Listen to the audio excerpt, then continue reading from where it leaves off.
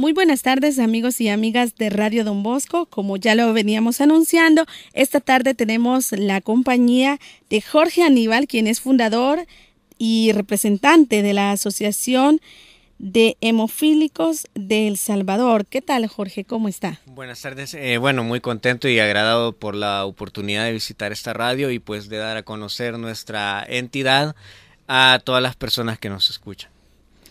Gracias en primer lugar, Jorge, por estar acá con este tema tan importante realmente.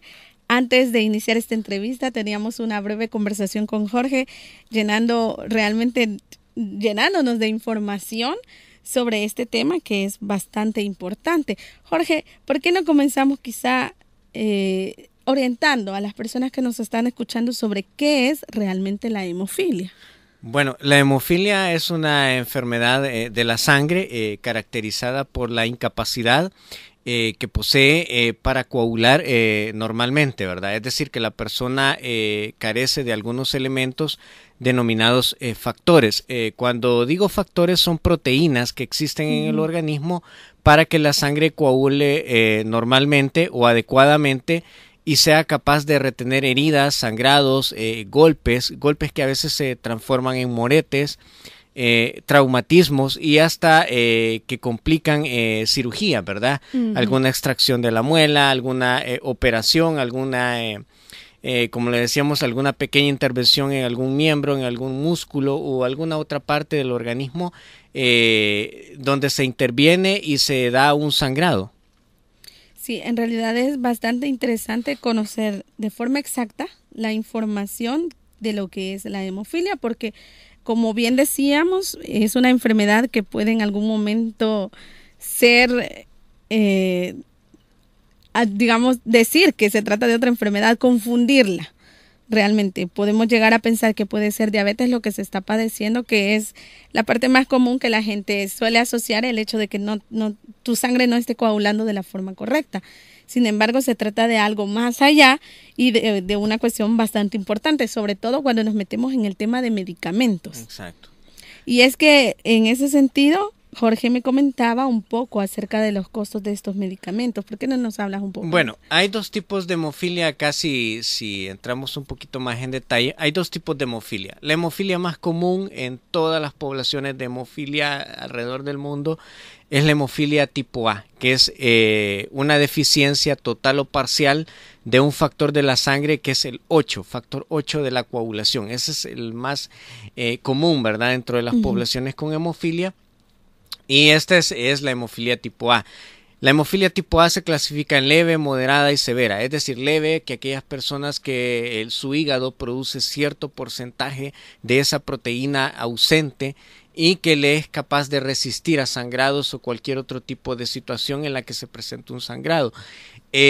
Moderada, que su hígado también produce esa proteína y que resiste aún más cualquier tipo de situación crítica, ¿verdad? Y los severos, que comúnmente sangramos bastante, es decir, que sin motivos claros nuestros sangrados se presentan algunas veces sin motivos claros en nariz, encías, tal vez porque movimos un objeto un poco pesado, se nos hizo un hematoma o nos dolió una articulación, se nos inflama y se nos pone caliente. Esa es una señal que hay una fuga de sangre ahí y que necesita de una intervención médica, ¿verdad? De un chequeo médico y del medicamento que estoy mencionando, que es el factor 8. Si hablamos de hemofilia tipo B, es el factor 9 de la sangre.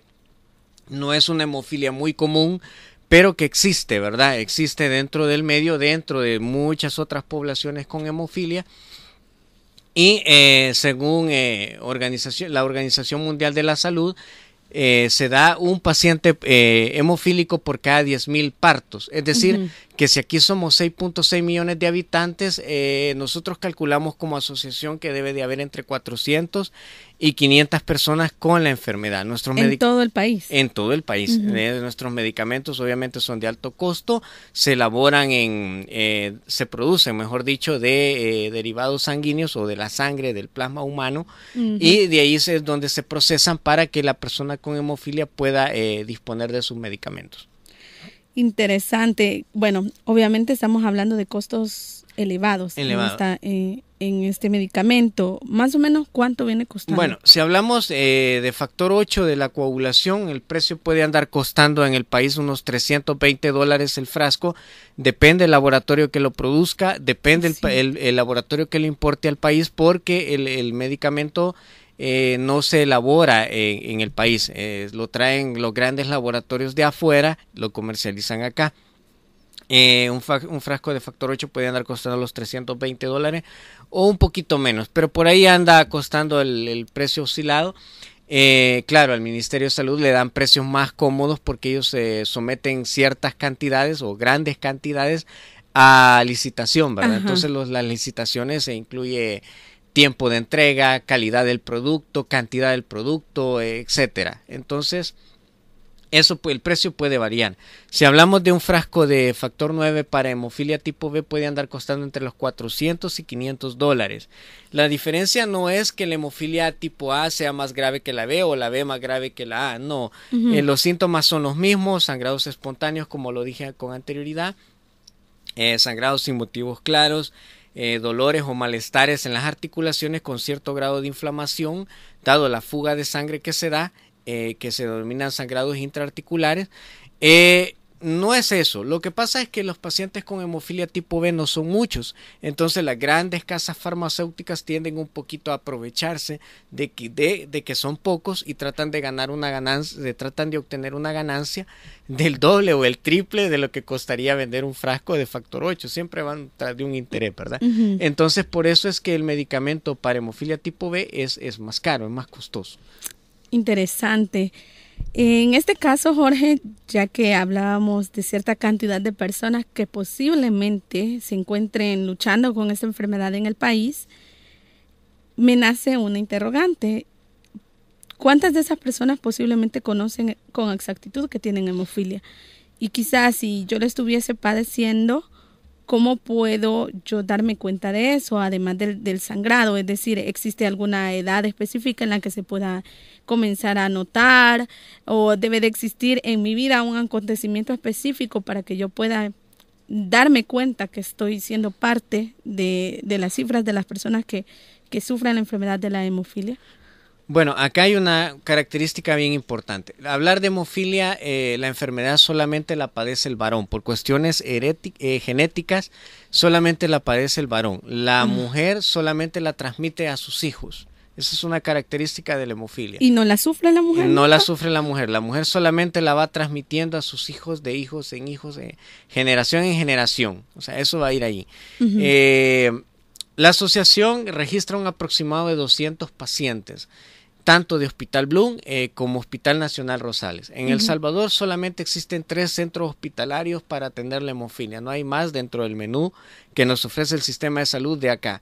Solamente para los menores de edad, Hospital Nacional de Niños Benjamín Bloom, de 0 a los 18 años. Hospital Nacional Rosales, de los 18 a los tantos años que le quiera agregar. Si la persona posee un trabajo, pues el Seguro Social en la subespecialidad del hospital oncológico, ahí se nos atiende a todos los pacientes con hemofilia o problemas de la sangre, ¿verdad? Ahí se nos atiende. Entonces solamente hay 3 hospitales. Los datos son bastante interesantes, le voy a decir, más sin embargo tenemos un sistema de salud que muchas veces nos oculta los datos reales de cuántos somos, quiénes somos, dónde estamos ubicados geográficamente. Es difícil tener un mapa exacto de la población con hemofilia porque esto implica también costos para la asociación. Entonces, pero al cálculo le puedo mencionar, según nuestros censos, según el Instituto de Acceso a la Información Pública, que hace poco nos hizo llegar algunos documentos, el Seguro Social maneja una población más o menos de 41 pacientes hemofílicos, tanto hemofilia A como hemofilia tipo B. De estos hay una población activa, es decir, que estos pacientes estamos llegando constantemente al hospital oncológico, se nos atiende, se nos brinda medicamento, de aproximadamente 25 o 26 pacientes. Ese es el porcentaje de personas que estamos llegando a ese hospital y el cual no presenta mayores dificultades para atender a las personas con hemofilia. Vamos al mapa del Hospital Benjamín Bloom, que es donde se concentra una población más o menos entre los 105 y 110 pacientes hemofílicos. perdón. Sí. Y hay una población constante de 76 pacientes hemofílicos niños que están llegando constantemente al hospital, esos. Pero de esos 76 hay un aproximado de 26 niños que tienen hemofilia tipo A severa. Es decir, son esos niños que de algún modo hay que brindarles un poquito más de atención para que la hemofilia en ellos no cause mayores problemas. ¿Qué estoy hablando? ¿A qué me refiero con problemas? Bueno, hablar de minusvalidez, ausentismo escolar, crisis o recaídas o ingresos constantes al hospital dado los traumatismos o sangrados. Entonces, de hecho, la Asociación de Hemofílicos ha venido en esta lucha porque el Hospital Bloom empezó con un tratamiento que se denominaba profilaxis, es decir, un tratamiento preventivo, precoz. Profilaxis. Que precoz, es decir, que el paciente estuviera o no estuviera enfermo, el paciente acudía a un tratamiento, a una dosis de factor 8 para prevenirle futuras crisis.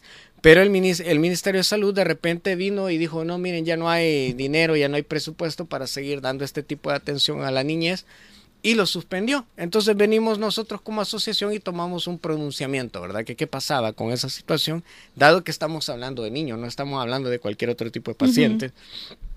Y incluso hemos acudido a un amparo a la Corte Suprema de Justicia porque creemos que a la niñez se le está violentando un derecho a la salud, ¿verdad? Y con el cual se le puede mejorar su condición y calidad de vida en un futuro, si la persona con hemofilia recibe un tratamiento adecuado. Nos vamos al Hospital Rosales, donde existe un promedio de 76 o 75 pacientes, más o menos casi anda igual.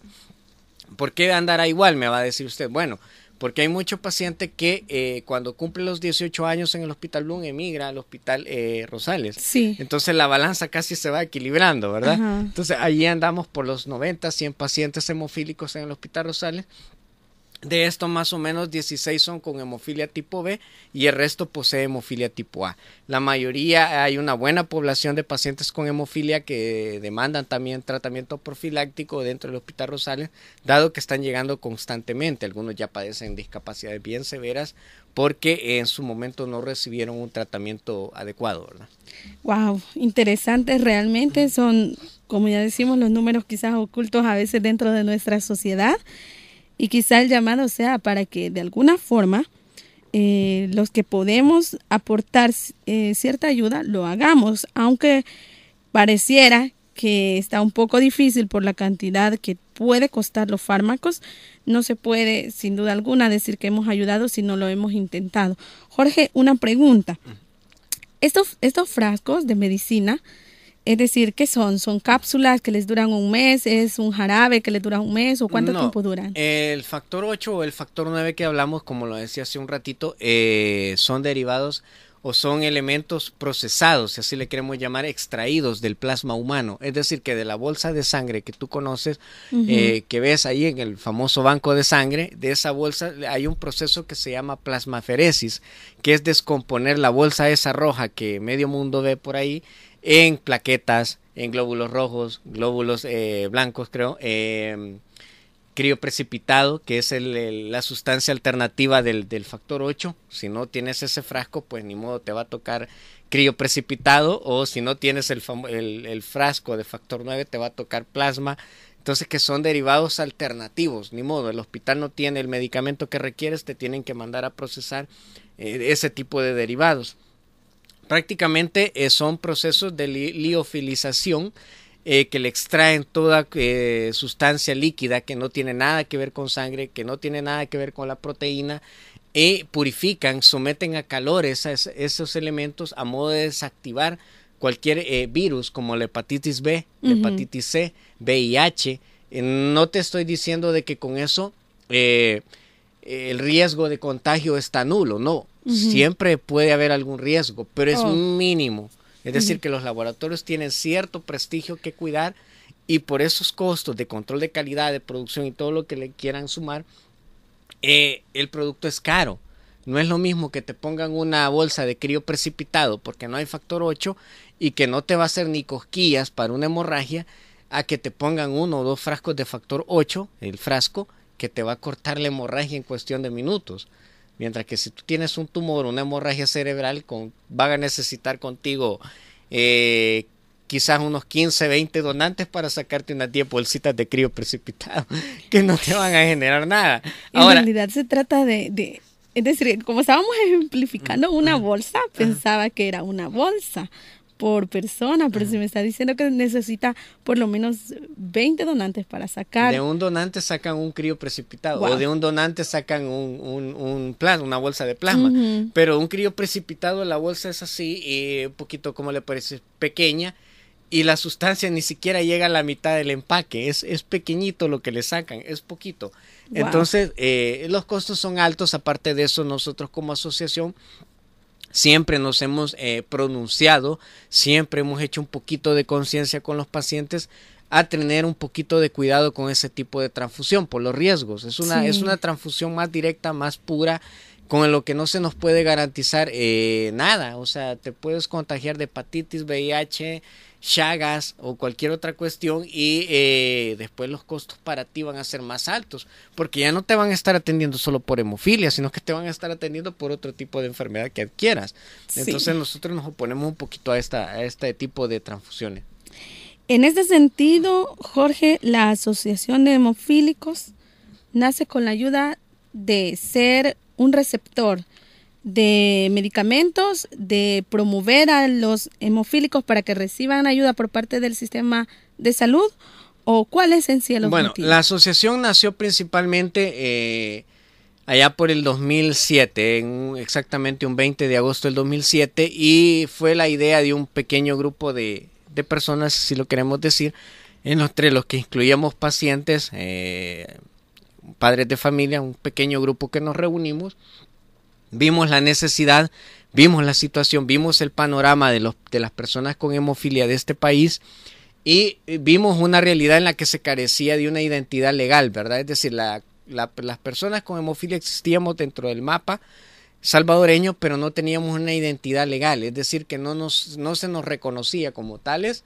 Estábamos dentro de los hospitales, pero nos sentíamos excluidos. Es decir, la asociación nace para que nuestra enfermedad sea conocida, difundida, comprendida, apoyada e incluida socialmente. Esos fueron los objetivos para que la asociación nació.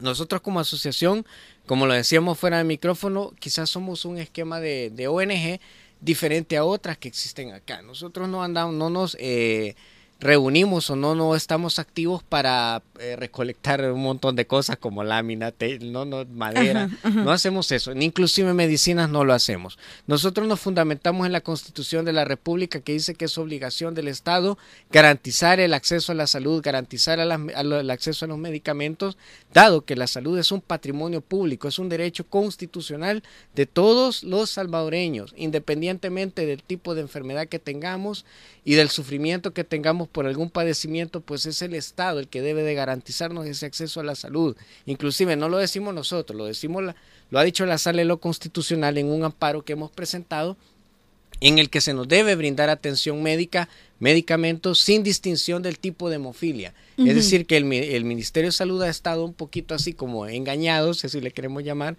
en que solo nos quiere dar medicina para hemofilia tipo A. ¿Por qué? Porque somos la gran mayoría. Y a los hemofilia tipo B no les quieren dar nada porque son muy poquitos. Entonces, no, el derecho a la salud es un derecho con igualdad social y nosotros hemos abogado por eso. O como decía Monseñor Romero, la asociación nació para ser la voz de los que no la han tenido y pues ya tenemos 8 años de existencia legal. Hemos sido la parte intercesora, esa parte que ha luchado para que la persona con hemofilia sea parte de una inclusión social, y creo que de cierto modo lo hemos logrado, a pesar de muchas dificultades, de la carencia de recursos como un local, algún vehículo que nos sirva para un medio de transporte para dar asistencia a alguien que requiera ir al hospital, tal vez para dar alguna cuota para alguna mamá, algún paciente que falleció en el hospital. Tal vez todos esos recursos no los tenemos. La asociación, ¿para qué va a mentir? ¿Para qué va a venir a micrófonos de un medio como este a decir, señores, nosotros regalamos esto, regalamos medicina? No, nosotros no podemos mentir eso, ser partícipes de una mentira, porque esa no es nuestra realidad. Nuestra asociación aboga para que la persona con hemofilia merezca la parte que le corresponda dentro de los hospitales. Muy bien. En ese caso, Jorge, la pregunta es, si existiera una persona interesada en poder colaborar, ¿qué debe de hacer? Se acerca a ustedes y ustedes orientan cómo podrá hacer el tipo de ayuda. En nuestro canal de Facebook, algunas veces hay personas que, incluso aquí hay pacientes que, claro, nos han escuchado y todo y que hasta la fecha no se han acercado a nosotros, pero que de vez en cuando o quizás tienen alguna alternativa para conseguir factor 8, factor 9 y nos dicen, mire, aquí tengo factor 8 y se los quiero regalar. Bueno, nosotros como asociación, para evitarnos malos entendidos, tampoco aceptamos medicamento. O sea, nos podemos meter en una serie de problemas, en una serie de cuestionamientos, porque como le decía minutos atrás, los medicamentos son caros y nosotros tampoco queremos caer en malos entendidos.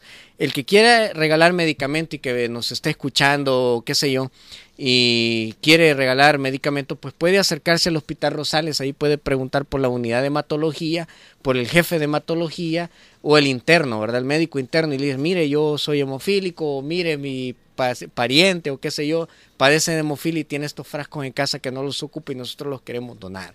También si se quiere acercar al Ministerio de Salud, pues el Ministerio de Salud para eso está. Nosotros consideramos que tiene que ser una institución de puertas abiertas, no es cuestión de que solo tiene que llegar uno a pedir audiencias, ellos son empleados como muchos otros, como muchos de nosotros, y están para atender a todas aquellas personas que lo necesitan. Y entonces si alguien quiere acercarse, pues yo pienso que el Ministerio de Salud está para atenderlo, si en dado caso les quieren acercarse y donar medicamento para hemofilia, ¿verdad? Y cualquier otro centro hospitalario. Ok, entonces con eso queda claro, no se trata de venir y pedir ayuda, ni económica ni médica para la asociación, para nada, se trata de hacer ver que existan las personas que necesitan la ayuda de tanto el ministerio como de quien pueda ser un donante de buena intención y de muchas otras formas de ayudar, pero no precisamente debe acercarse a la asociación, sino más bien se trata de pronunciar que existen personas como... Exacto, porque también acá hay que mencionar algo, es lo que mencionaba en el micrófono, el factor 8, el factor 9 también es un producto sanguíneo, algo que necesita refrigeración, yo no te lo puedo andar en mi vehículo o en el bus ahí cargando porque lo llevo al hospital, no, eso es un producto que tiene que tener una cadena de frío. Y si pasa mucho tiempo fuera de refrigeración o de lo helado, pues es obvio que cuando ya llegue al hospital el producto ya va a estar descompuesto, ya no va a funcionar y hasta nos podemos meter en un problema por si al paciente se le aplica y ya se descompuso. Tiene mucha razón. Jorge, también, hoy 19 de agosto, mañana Día Nacional de la persona con hemofilia. Eso es, de mucho agrado nosotros, a pesar de que no tenemos, hubo alguien por ahí que me preguntaba hace un par de horas atrás de que qué teníamos de fiesta y yo le dije, no hay fiesta, pero sí tiene que haber solidaridad, ¿verdad? Concientización y algo muy importante, sensibilidad hacia la persona que padece de hemofilia.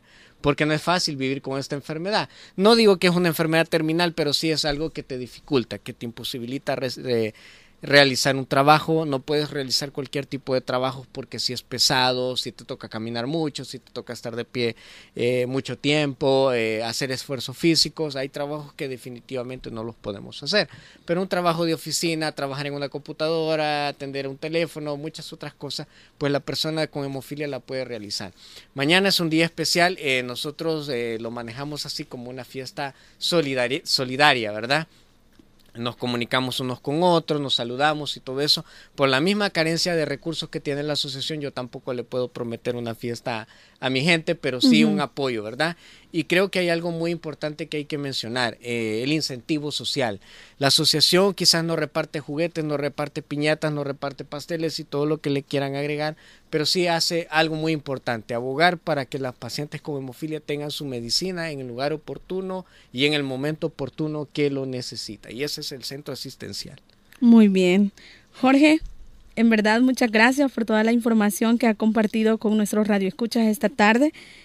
Deseamos para usted y su asociación y por supuesto para todas las personas que no solamente padecen este tipo de enfermedad, sino cualquier otra enfermedad en este mundo, toda la bendición posible por parte de Dios y por parte de nuestra Madre María.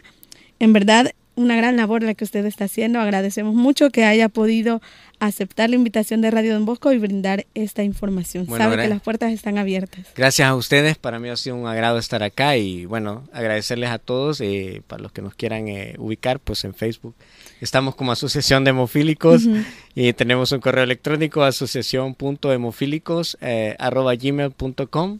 con ese nos pueden contactar. Tenemos un teléfono también.